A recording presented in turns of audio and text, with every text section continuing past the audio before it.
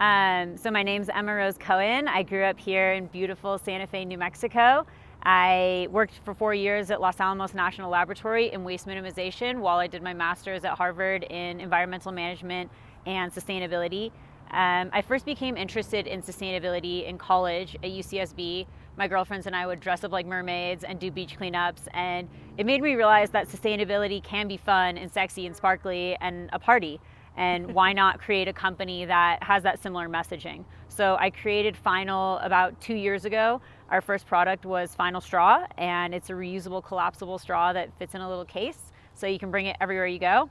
And it took off. The timing was amazing, and Seattle was banning straws, and there was a lot of policy and legislation around limiting single-use plastics that coincided with the launch of our company. So it really was just amazing timing, and people are looking for these kind of solutions, and I want to keep making them. Okay, so on that note, way back in the beginning, before you could just go anywhere and find a Final Straw, Yeah. I found you online, and I have a Final Straw for my handbag. V1! And I have a Final Straw in my Wow. work backpack, and every member of my family Oh. got a Final Straw. So here's my daughter using her Final Straw in law school, right? I love so it. if anybody wants to know, here's Final Straw. So You're gonna make me you're cry. like best product like Thank you. ever. And Thank you. when we got them, right, I ordered 10. And when we got them, we even had to wait for them to be shipped because I don't even think they were being manufactured We were yet. making it up as we went. Yeah, it was the best product ever. Aw, And whenever thank we're in a you. restaurant and we whip it out, right, and then the table, this was pre-COVID, the table like Yeah. next door would have their plastic straws, and we'd say, would you like, and I swear to God, you're in a restaurant and we'll start handing it like Yeah. to people and show it. Anyway. Yeah, it's that's really a big part of it for me. It's first of all about the experience, Right. and then second of all about the social aspect. Because if we can make our individual actions create new social norms, that's how we're going to move the needle. One individual on their own refusing plastic straws doesn't make a big difference, but the ripple effect That's creates different perceptions of society, and now using a plastic straw is seen as taboo. You don't want to be seen, No. posting a picture on Instagram with a plastic straw. If you're a celebrity, you're going to get demolished. So it's showing that these small changes can actually make a big difference, even though, a lot of critics are like, why are people focusing on straw bans when, we have rivers full of plastic? Right. But you have to start somewhere. And that's really what the messaging of our company is about. If you want to, go on a 1,000,000-mile journey, you got to take the first step. So that's what we try and do. So I want to show people how the Final Straw works, right? You got this cool Yeah. little case, and then I want you to show them your new product. Cool. So there is your straw. And inside is a really cool cleaning tool and a little dryer too. And then when you're done with it, you just fold it up and you put it away. So like, I'm a very good advertisement. Yeah, you are. But then we heard that you have a new, like, really cool product similar to Final Straw. Can you show that? Because I think that one's really cool too. Thank you. Yeah, I've been working on a bunch of new things. First off, we came out with a smoothie straw. People were asking for something wider, something you could use for boba. So I can grab one of those if I want to show that. But this is the next thing that we came out with. A big thing for me is that, when I'm out and about and getting food, I want a convenient cutlery. So this is Final Spork, and we also make a fork. And similar concept to Final Straw, reusable, collapsible. You can put it in a little case, take it anywhere, it goes right on your keychain, and you never have to use single-use cutlery, which is obviously kind of the next step after straws. So both such cool ideas. So I am curious, like I'm personally curious, how did you come up with the Final Straw idea? So you're out there and you're being active in helping to clean up the environment and care for the environment, but where did this like really cool idea come from? Yeah, so I did a TEDx talk on straws in 2015 after being in Thailand for 3 months, and the straws were just everywhere. It was like we were on this super remote beach and there's nobody there, and yet there's like hundreds of straws on the beach every day, and I would go pick them up and I'm just like, what are these silly tubes that are gonna last forever? And so I did this talk on them, and then, kind of became the plastic police, according to my friends. And I realized kind of through that journey that you can't just finger wag at people and tell people what to not do without providing a good alternative. And so in thinking of that and what kind of alternatives that we can provide people to make it easy to say no to single use, started working on this concept, and it's basically just a tent pole you can suck out of. And so you were talking earlier, but I'd like to maybe reflect on it a little bit more about how your company and your focus and your mission is not just about selling a product, but really seems to me like selling transformational change, helping people change their own behavior, their own personal behavior, but then maybe also extending that to dealing with some of the bigger picture issues when it comes to the environment. Can you share a little bit more about your thinking on that? Absolutely. I mean, if someone came to our website, read everything there, and was like, I'm never going to use straws again, that's the biggest win for me. It's not about selling the products. I mean, the products are there if people would need other alternatives. If you want to just take your kitchen silverware, wrap it up in a paper towel, and take that to go, great. That's awesome. That's actually better than buying our products because it's minimizing your waste. But for people who are on the go and looking for, really convenient alternatives, that's what we try and do.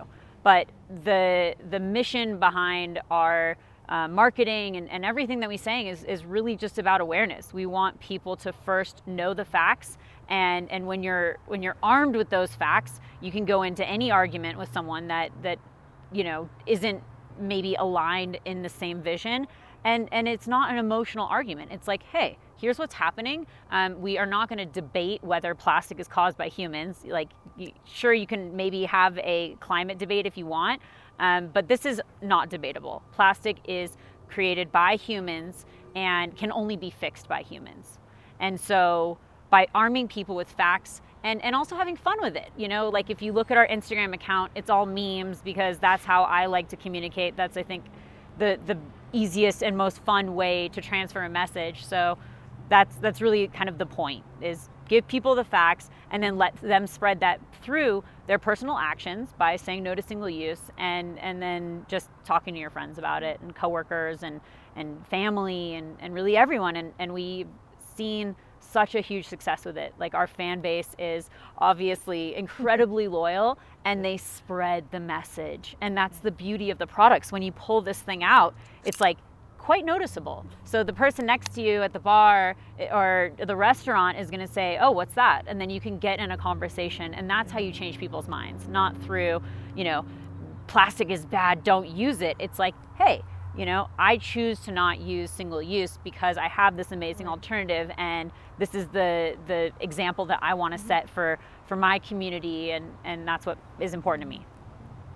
So in addition to informing and also inspiring people to think about and to choose another path when it comes to their own environmental footprint, you have spoken very powerfully in many forums about the importance of corporations taking full responsibility for their footprint on the earth. Can you talk a little bit more about what that actually means? And I think you referred to it as extended producer responsibility. Absolutely. I have that right. It would be great to hear more about that. Yeah, so what we're doing at Final is we're obviously speaking with individuals, so inspiring people to change their individual behavior.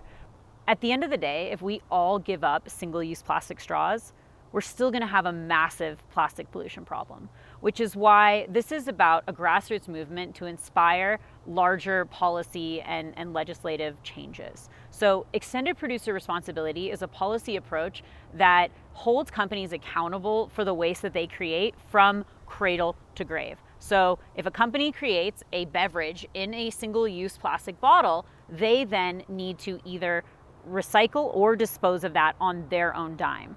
Currently, taxpayers pay for 90% of recycling efforts, and recycling isn't cheap.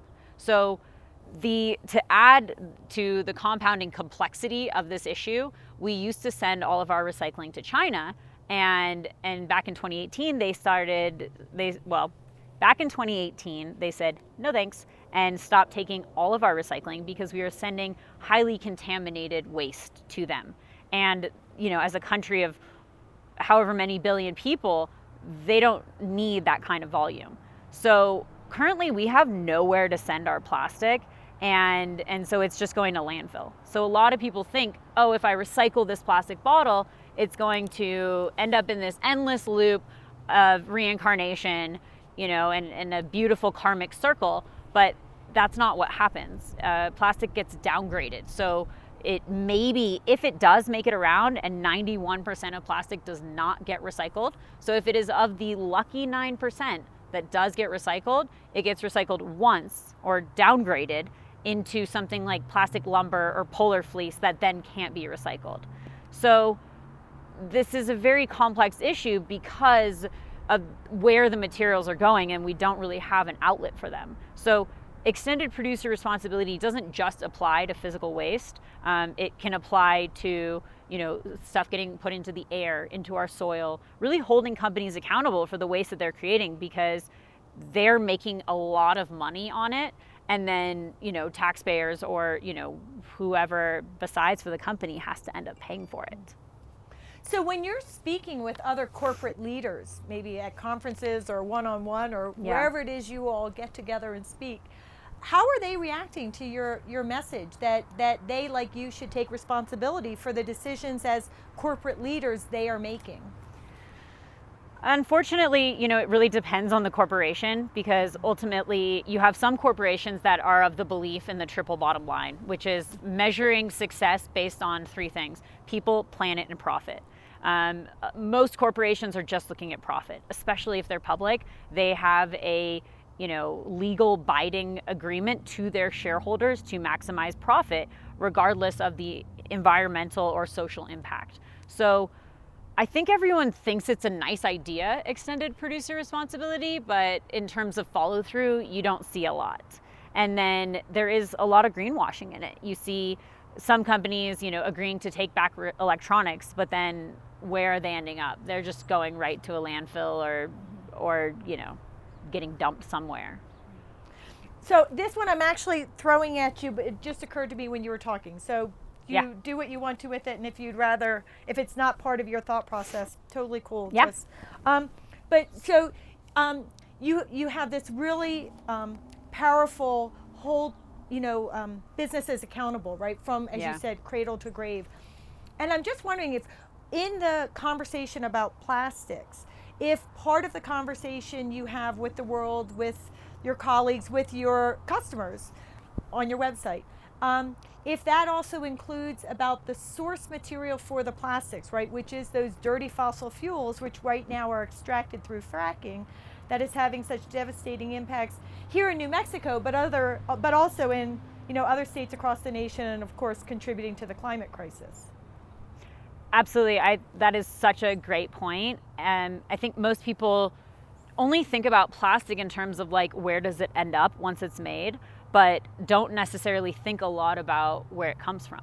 And plastic is made from petroleum and comes from dirty extraction methods, and that is so the plastics industry is subsidized by $5.2 trillion globally per year. So that's why plastic is so cheap. It's not a super cheap material to make. It's that we artificially make it cheap, and then it makes these alternative materials like bio-based materials or potentially reusables so much more expensive. And that's why we really need to shift those subsidies away from fossil fuels and make bio-based and reusable alternatives accessible to more people.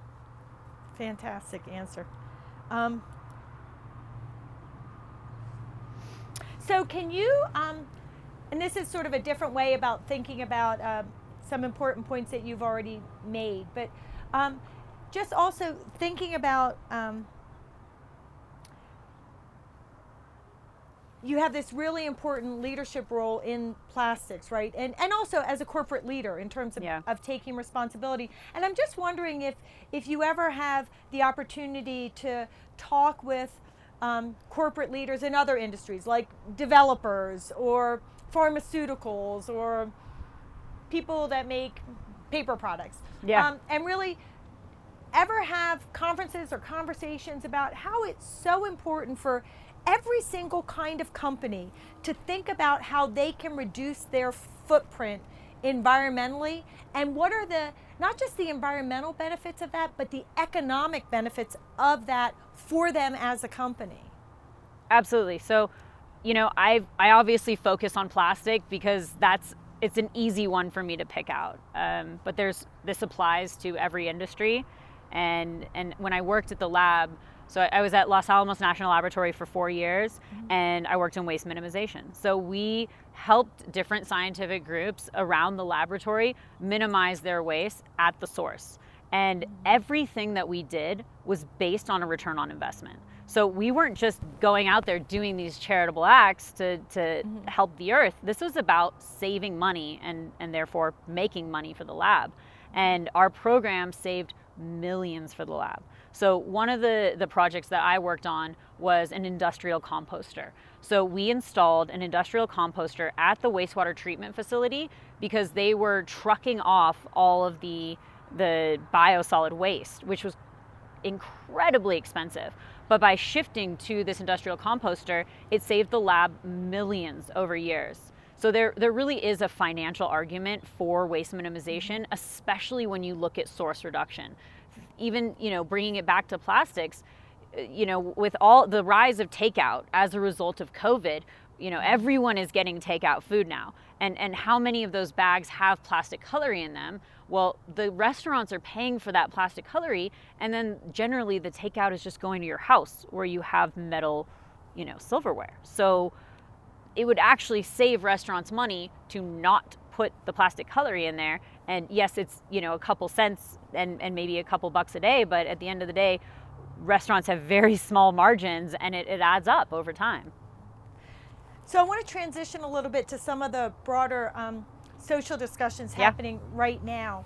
So we have this very powerful, important conversation happening around the need for systemic reforms to address racial justice issues, police brutality, education, healthcare. One of the things that we've seen lesser but is starting to emerge is the recognition that we also need systemic reform in the context of the environment and environmental protection because of the outsized adverse impact environmental degradation and pollution has on communities of color, low income and marginalized communities. And just wondering how you think about that as a person, as a resident here in New Mexico, and also as a business leader.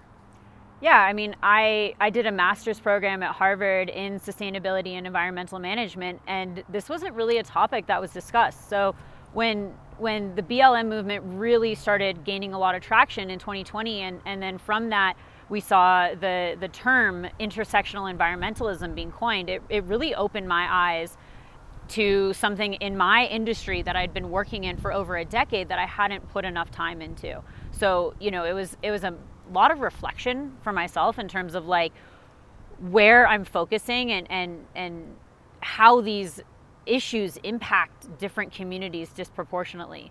So the term intersectional environmentalism is basically where social justice and environmentalism meet, and it helps to amplify the voices of those who are disproportionately affected by things like fracking, location of landfills, toxic runoff from manufacturing, all of these things that white privileged communities don't really have to deal with, and yet the location of these facilities is always strategically located near lower income communities and communities with people of color.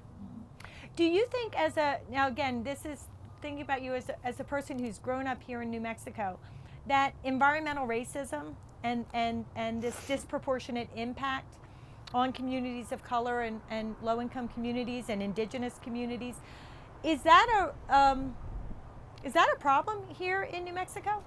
Absolutely. I think it's a problem everywhere in the world.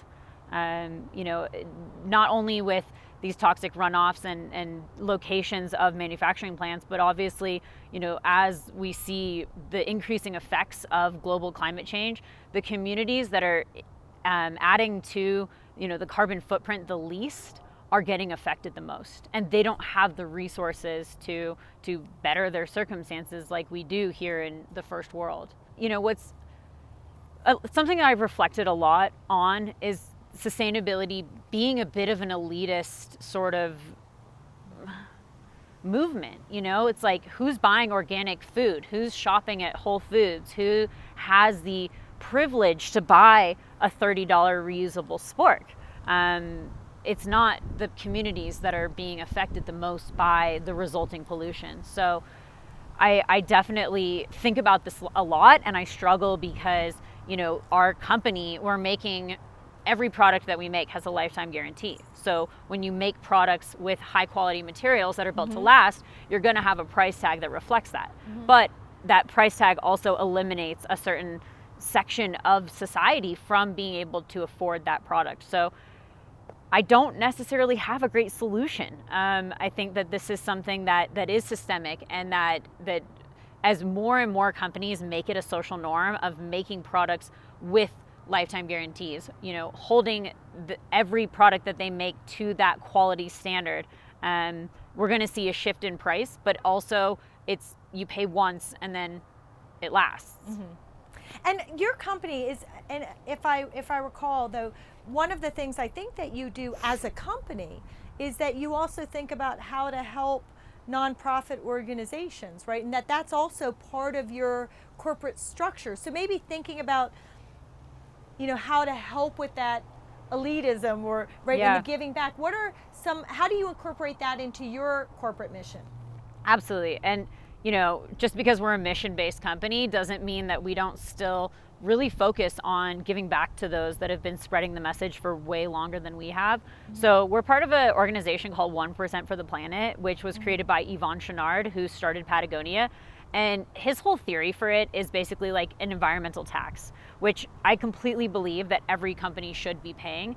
We're using the earth as a resource, but not paying back into NGOs and other structures out there that are looking to fix the damage that's being done. So by paying a 1% of our total profits at the end of the year to different NGOs that are doing environmental work, it's essentially like an earth tax. So we're giving back and making sure that we're supporting the nonprofits that have been spreading this message for decades. So now let's think about the needs for systemic reform to address environmental justice, but to also address better environmental protection, because our current system of laws are failing us, because we do have polluted water and contaminated air, a climate crisis, and natural resources being lost all the time. So with that framing, with the end of the world framed. With the end of the world framed, right. What do we do? What do we do? So first off, let me put it to you this way. Are you surprised, and are the people that in your circle, do you think, would they be surprised to understand that they have an enforceable constitutional right to free speech and to bear arms, but not to clean water and clean air, a stable climate, and healthy environments? Yeah, I mean, I think it's absolutely ludicrous that we have all of these rights written into our day-to-day lives that don't include the basic human right to have a healthy environment. This is something that we take for granted every day if we live in a community that has access to tap water, that has beautiful clean air. But I was privileged enough to be born in Santa Fe, where I have this access, and that's not the case for a lot of people. So does it make sense to you that we actually add a Green Amendment to the Bill of Rights section of our state constitutions, state first and then ultimately the federal constitution, that does actually put environmental rights on par with fundamental rights like free speech and freedom of religion?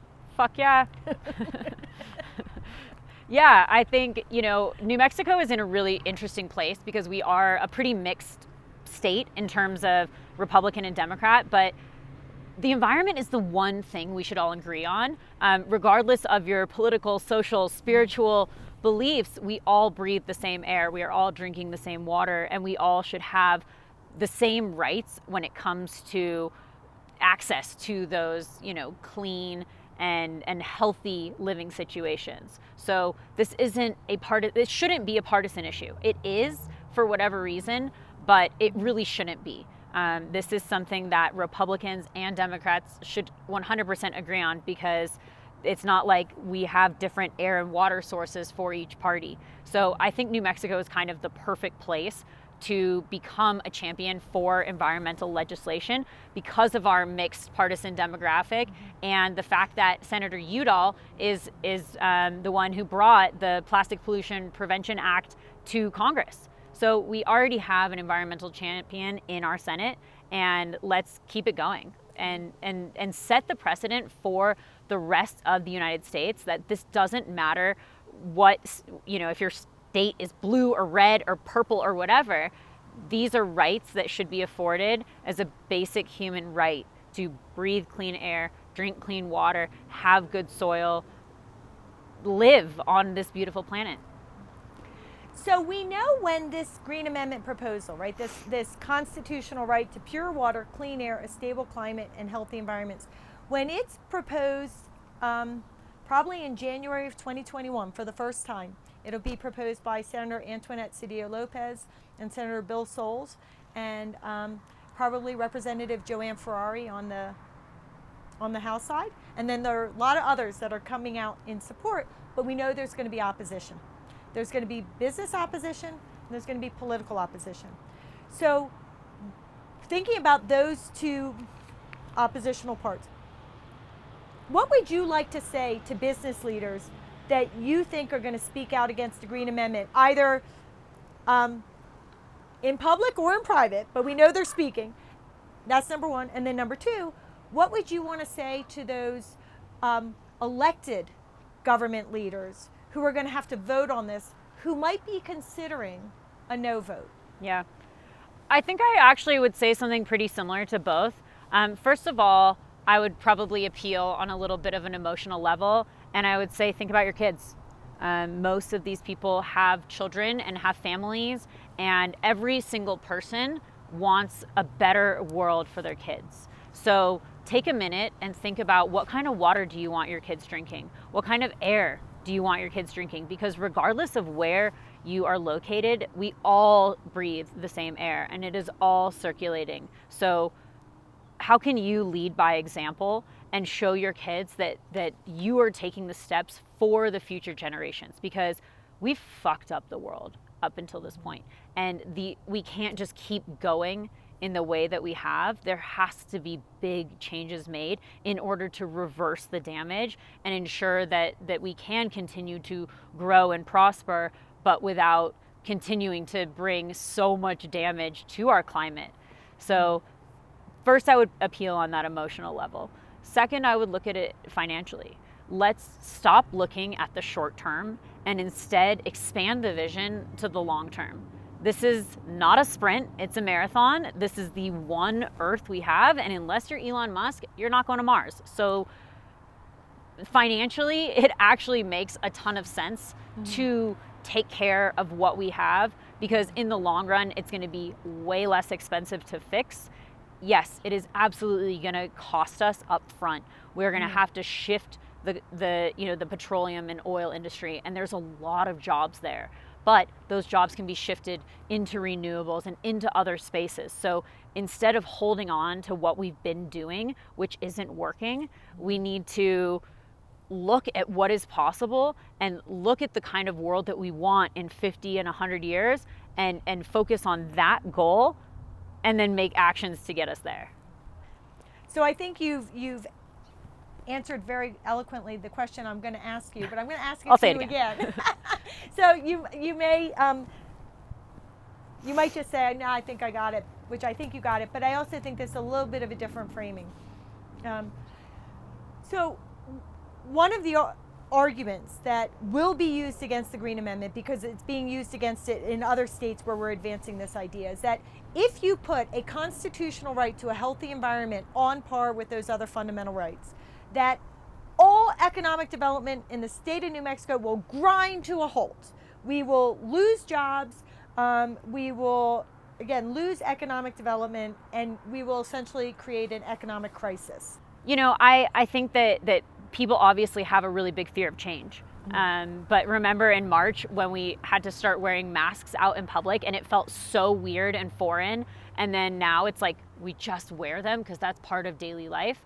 You know, adding in a green amendment absolutely will create massive change, but it's the only way to shake up the current system to the effect of making something in 100 years that is sustainable. So yes, we will have to make changes to current economic structures and industries that people are working in, but humans are predisposed to change.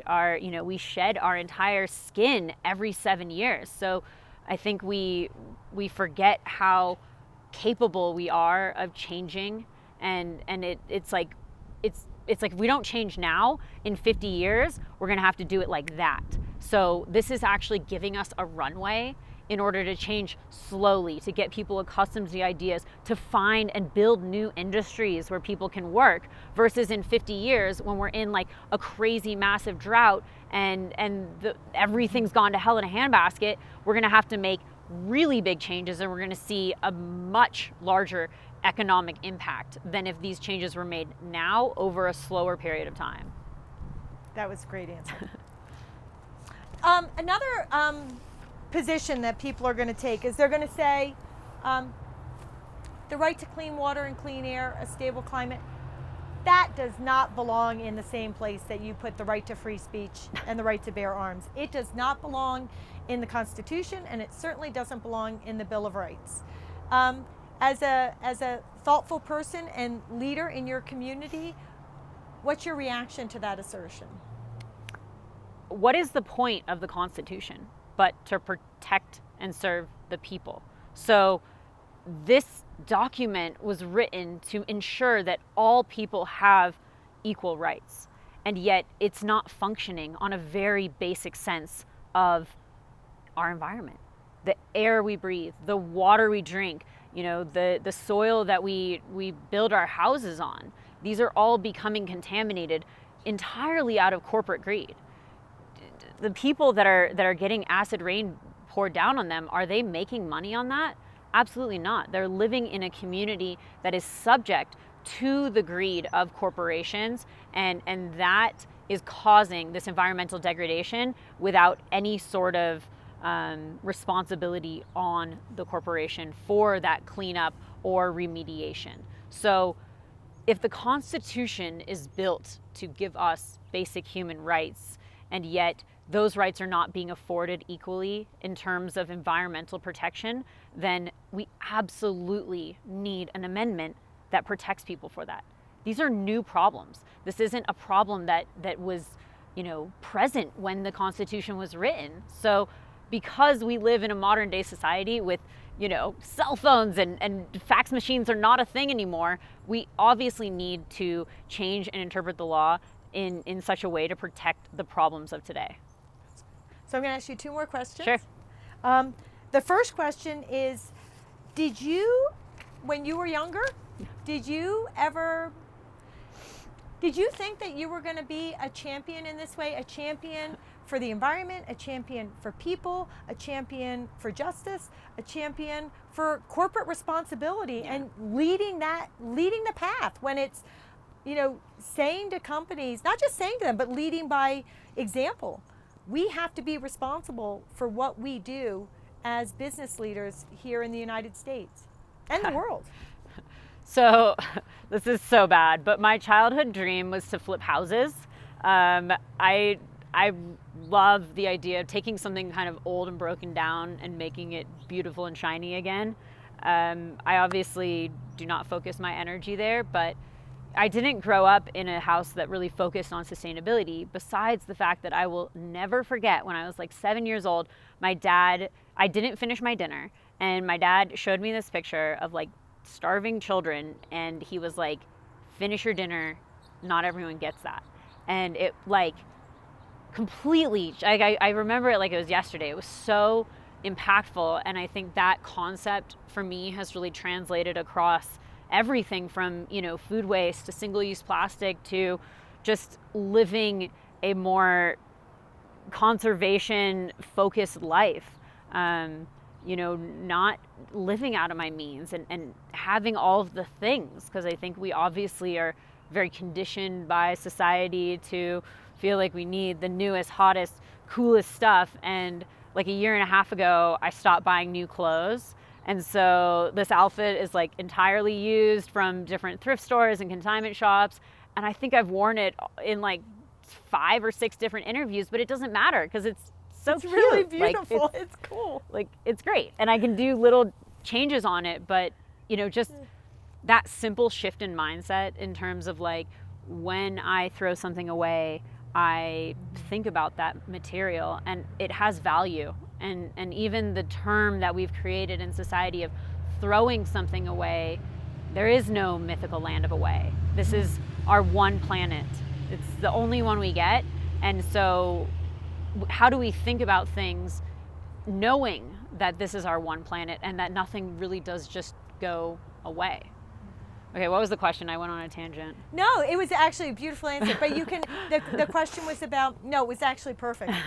But in case you want to ask more, about whether or not you, when you were a child, thought you were going to be, a leader, an environmental leader and in this way. I've always had a hustle. I've definitely been an entrepreneur since age 7. My sister and I went around and collected all of the fallen fruit in our neighborhood and then went and sold it at the farmer's market. So I'm always kind of looking for different opportunities and also looking at what was maybe considered waste at some point. How can you make that something that has a value in it? But I actually, right before I started Final, I quit the lab. I was like, there's no place for a mermaid in federal government work. And I moved up to Whistler with like a couple $1,000, and I was like, I'm gonna be a ski bum and eat ramen and live in the mountains. And just started working on Final Straw as kind of a side project. It was fun, and I'm very obsessive, and so I obviously spent a lot of time on it and wasn't skiing nearly as much as I should. And then launched it, and it was like overnight it took off. So I went from being a ski bum to running a multi-million-dollar company overnight, and it was a shit show. I mean, I had no clue what I was doing. 2 weeks into the Kickstarter, Shark Tank reaches out, and they're like, we'd love to have you on the show. Can you apply? Just send us over your balance sheets and your P&Ls. And I'm over here Googling like, what's a balance sheet? And I mean, that is the level of cluelessness that I was in terms of like running a company. But you get thrown in the deep end and you sink or swim. So I definitely, have a PhD from the University of YouTube now and have learned pretty much everything that you need to know about running a company online, and it's all there. So I think that everyone has the same potential to make these kind of changes. I'm not different. I just like found something that I care about and I'm passionate about, and it helps me get out of bed every day, and so I just keep on that path. And I think that the key being the specificity of plastic for me makes it a lot easier, because to me, plastic is low-hanging fruit. Like, these are the easy problems to solve. Changing, like reversing global climate change, way harder. Like, that requires so many different, cooperation and coordination between tons of industries, where like plastic is very specific and there are so many alternatives. It's like now we just need more companies focusing on them and providing these convenient solutions, because I think we're the perfect example that people are looking for the solutions. It was like we're selling a $25 straw and did $2 million in a month on Kickstarter. It's like people want these solutions. We just need more entrepreneurs creating businesses to make it easy and convenient to live more sustainably. So now a comment, and I've added a question because you made me think of something that Molly or Bridget said yesterday. So one thing is on the climate change. Yes, your company is a huge part of the climate crisis solution, because in Pennsylvania, where fracking's happening, the big use there is for plastics. Yeah, I mean, I and got they're something to just say about that. totally, yeah, they're totally. So if you have something to say about that, say it. Yeah, so, obviously the awareness around global climate change is really increasing, and we're seeing a really dramatic, we're seeing a really dramatic shift to renewables, and the plastics companies are seeing this, and they know that it's only a matter of time until renewables become way more affordable and way more abundant throughout society. So what are they doing? They're doubling down on plastic. And that's why we're seeing this massive increase in single-use plastic usage in the pandemic and really everywhere. The plastics companies are the oil companies, and the oil companies don't want to go out of business. They're making billions and billions of dollars on our consumption. So if we're switching to renewables, how are they going to make their money? Plastic. That was a really great thing to add. Thanks. So Bridget or Molly made some comment last night. They said something about you being on Shark Tank, and then they said she really lives what she believes because you turned it down or something. Yeah. Is there something to that? So can you just tell that story? I don't know Yeah. that story, but they were like, yeah. Anyway, it was very profound. It was a good part of our conversation last night. So 2 weeks into the Kickstarter, Shark Tank reaches out and asked us to apply to be on the show. And so we did. And then that was in mid-April of 2018. We had about 4 weeks to prepare. I'd never watched an episode of Shark Tank in my life. I'd never pitched a company in my life. So I had about 4 weeks to prepare to go pitch my company to Mark Cuban, who's like one of the most famous billionaires out there. And it was terrifying. I had no clue even really where to start, but just kind of dove in, watched 100 episodes, and went on the show. And the thing about going on Shark Tank is you're bringing on a business partner. And what a lot of people don't realize when they watch that show is, oh, you want the money, take the money. But it's so much more than that. You're bringing someone on and giving them a part of your baby. So you're having a co-parent, and you really need to align with that person in a lot of ways. And so running a mission-based company, profit isn't the only thing that drives my business decisions. I'm looking at quite a large array of different aspects when I'm making decisions. Donating 1% of our total profit, donating 1% of our total revenue isn't good for business, but it is in the sense that it's living and breathing our mission.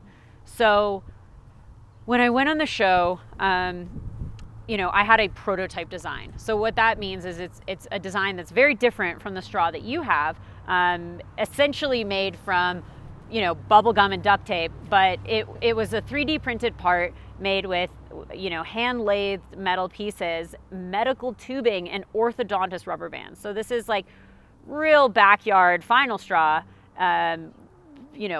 pre anything anyone had really ever seen. And this is what I was presenting to the judges.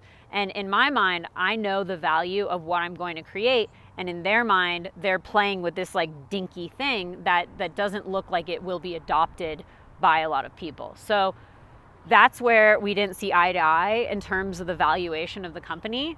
We were 6 weeks old. So they're valuing us at that 6 week mark, and I'm valuing us where we're going to be in a year. And so I got an offer from Kevin, and it was a terrible offer. He's the worst. Screw you, Kevin.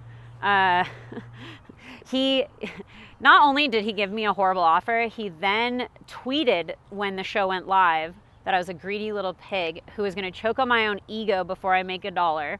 That's an exact quote. It was weird because I know. But that aside, I'll show you Kevin. Well, I want to know if you ever went and said anything back to him, because you already have shown him. I said no. I said no, Kevin. The turtles are choking on the straws. That's what's happening. I don't really have to get Time into it with some old white man that has no vision. Isn't really like. He latches on like a leech to these other companies and then hopes to make a buck. Mark Cuban, on the other hand, I thought actually saw value in what we were doing, but he prefaced his offer by saying, "This is a sharky offer," and then gave me an offer. Now, if a potential investor is telling you that it's a sharky offer, that means that, you know, he's not going out on a limb to invest and take a big chance, which I get. That's a very smart move in investing, but on my side, I'm not trying to take sharky offers. So I turned down both of the offers, and it's so funny the kind of feedback I got, because, you know, it's like every dude on social media is like, well, if she just learned to shut her mouth, she would have gotten a deal. And it's like, I didn't want the deal. I didn't want to bring on a business partner, you know, at that level of valuation when I knew where I was taking the company. And so, you know, I think the moral of the story is like, have faith in what you're doing. Don't just take money because it's there, and think about the bigger picture of, you know, who you're bringing in your company, and be very strategic about it, because it's not a, you know, you don't just get money like that and then it's all good. This is someone that will be present in all of the business decisions that you make for years to come. That is really good advice. It's a crazy story. That's a great story. I actually met somebody yesterday, I think, who could benefit from your wisdom. Maybe I'll follow up with you on that. If they're going to be on Shark Tank or have investing questions. They're starting a company. It's very different concept, but very environmentally conscious and aware, and very focused on that. And they're where you were, right? But with this incredible idea. Anyway, cool. So I'm always happy to give advice and share my story, because I think that even at the time, I didn't know like totally why I was turning it down. It really did take like a couple months of reflection to realize like why it didn't feel right, because I really guide my decisions on my gut, and I don't always know exactly why my gut is telling me what to do, but it always takes me in the right direction. Right. So maybe I'll follow up either if I can give you my card or get your card, or I can follow up with the media person.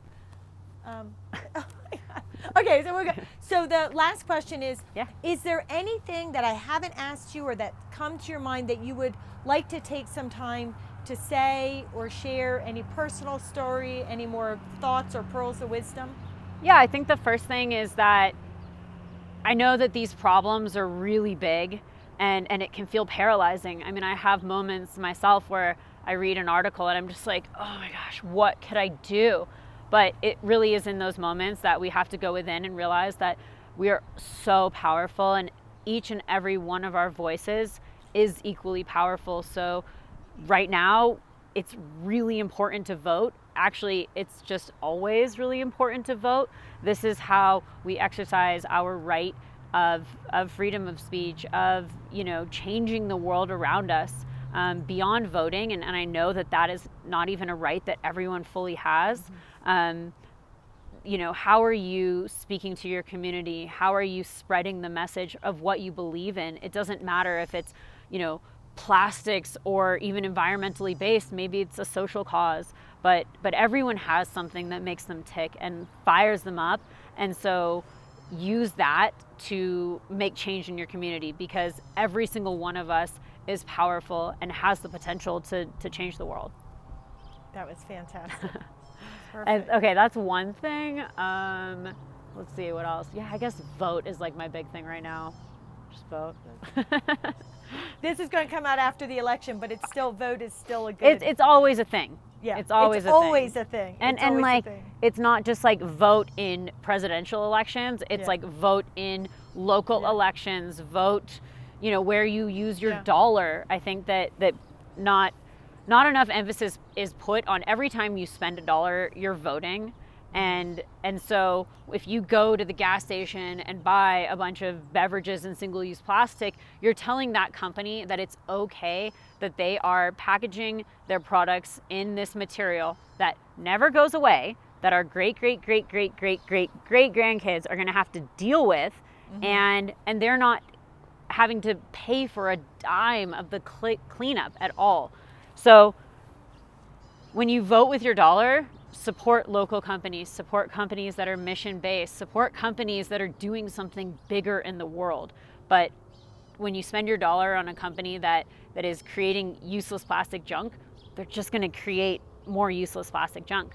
I think we all know that these companies are literally listening to us through our phones, and they know what we want. They're studying our behavior. They're studying what we're buying. So change that if you can. I also know that that's not necessarily something that is accessible to everyone. So for those of us that are able to shift the way that we purchase, it's really important to support local farmers markets and get off the plastic wrapped produce that is just ending up creating more trash.